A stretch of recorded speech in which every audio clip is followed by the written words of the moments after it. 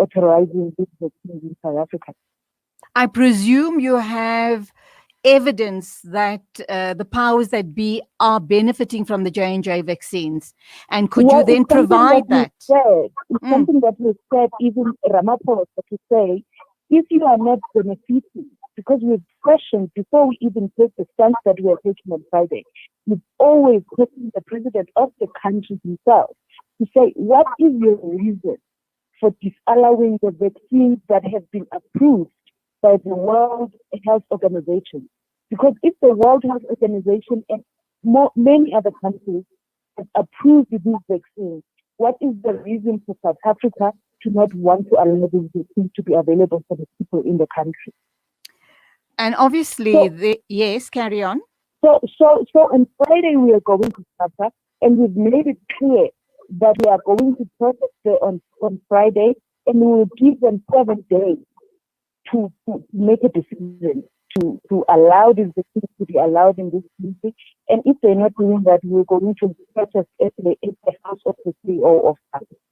Okay, I also know that EFF leader Julius Malema is calling for people not to listen to President Ramaphosa or obey the imposed lockdown regulations.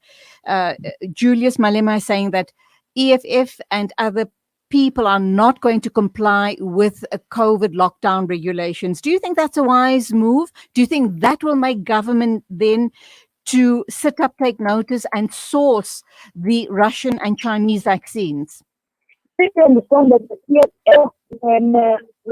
when this pandemic visited us in our country, we were the first people to comply and to even give directions. We're the first people and the only country that has donated millions of rands to the Solidarity Fund. We're the only people who were calling for strict measures, for the schools to close, for lockdowns and regulations to be tighter than they are.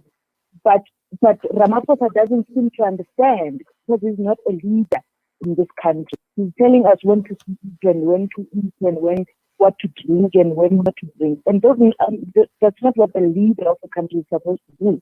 So we are saying everything that he's telling us to do is not what is supposed to be done. What is to do is to give us a rollout so that the rollout of the in the country, not telling us to what happens a year later.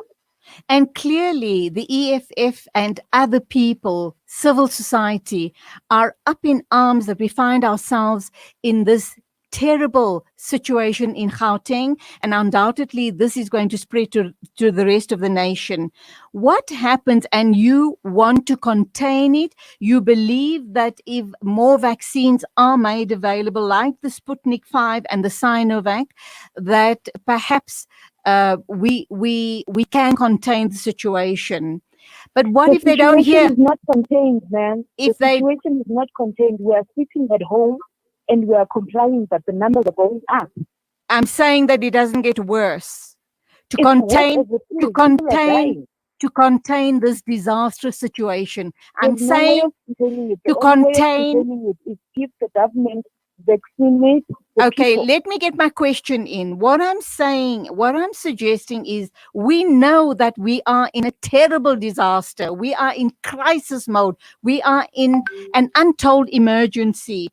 I'm asking you as EFF, if after your protest, your march to SAPRA, if they still don't give the go-ahead to get the Sputnik and the Sinovac vaccines, what's your next step? What's your next call? Next step, we are going to the house of the CEO of SAPRA, and we are going to stay in there until these vaccines are allowed in the state. You think that will make a difference?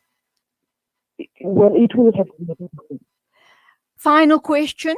If they still don't hear you and give in to your demands or to your requests, what next?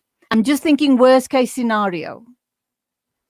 We will do everything in our power to make sure that the people in the country are vaccinated. We're going to watch the space very, very closely. Good on you. And we hope and pray that those vaccines do become available after your demands to SAPRA. And hopefully common sense will prevail. Thank you indeed for your time. Go well. I hope you remember my Friday. It's exactly 1 after 10. Thank you for being with me. This is News and Views closing for the day.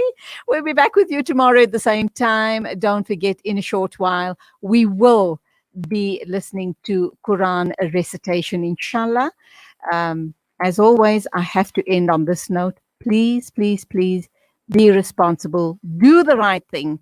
Mask up, sanitize, and social distance. Also, take care on the roads, and it is Assalamu alaikum and Khuda Hafiz from me, Julie Ali. Breaking stereotypes, moving boundaries, joining hands. Salam Media.